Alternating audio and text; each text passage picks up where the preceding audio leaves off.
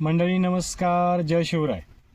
गेल्या काही दिवसापासून आपण 20%चं सेविंग बकेट पाहतोय आणि सेविंग करत असताना काही गोष्टी लोकांना त्रासदायक होत आहेत. कारण आता मला काही गोष्टी जाणवायला लागल्या की लोकांचं काय व्हायला माहिती आहे का, मिळगत 500 आणि खर्च 700. आता बचत कशी करायची असा मुद्दा बऱ्यापैकी उभा राहिला आहे. आता मिळगत 500 आहे आणि खर्च तो तुमचे 600 रुपये होत आहेत, तर कुठंतरी कॅल्क्युलेशन तुमचं चुकतंय. वरचे जे 100 रुपये आहेत ते तुम्ही कुठून तरी मॅनेज करताय आणि ते मॅनेज करत असताना तुम्हाला पण त्रास होतोय.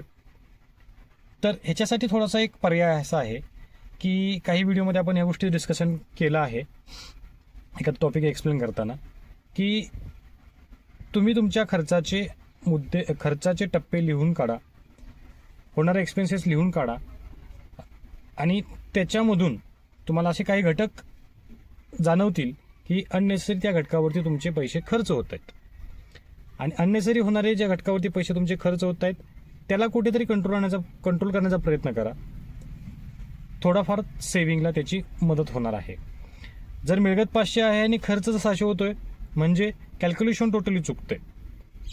मिळगत 500 आहे आणि खर्च 400 होत असेल तर कॅल्क्युलेशन त्या लेवलमध्ये आहे, बरोबरमध्ये आहे. सो 500 रुपये मिळगत पर डेच्या हिशोबाने आपण आजच्या व्हिडिओमध्ये उदाहरणात घेतली आहे. आणि 500 रुपये मिळगत आहे आणि खर्च करत असताना जर 600 रुपये तुमचे होत असेल तर तुमच्याकडे दोनच पर्याय आहेत. एक तर खर्चावरती कंट्रोल करा, नाहीतर मिळगत वाढवण्याचा प्रयत्न करा. कारण एक गोष्ट मात्र नक्की की मिळगत पण तुम्हीच करताय आणि खर्च पण तुम्हीच करताय. आणि तुम्ही जर मिळगत करत असाल तर कोणत्या वेने मिळगत करताय हे तुम्हाला माहीत आहे.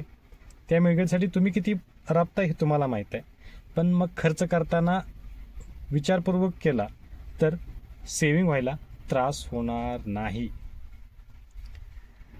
भेटूया पुढच्या व्हिडिओमध्ये अशाच नवीन नवीन गोष्टीसहित. तोपर्यंत जय महाराष्ट्र, जय शिवराय.